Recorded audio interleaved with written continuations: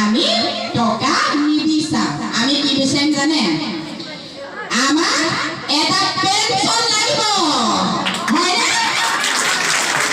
আমাৰ 60,000 শিল্পী আমাৰ পেঞ্চন হিচাপে দিব লাগিব হয়নে আপোনালোকে ৰাজি আছেনে বাৰু আছে আমাৰ প্ৰথম সেইটোৱে আমি বিচাৰিম বুলি আমি আলোচনা এটা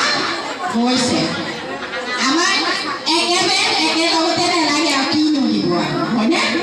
আমাৰ লাহে লাহে দি থাকিলেও হ'ব যিয়ে হওক দিব নিদিব আমি আশা কৰিছোঁ আৰু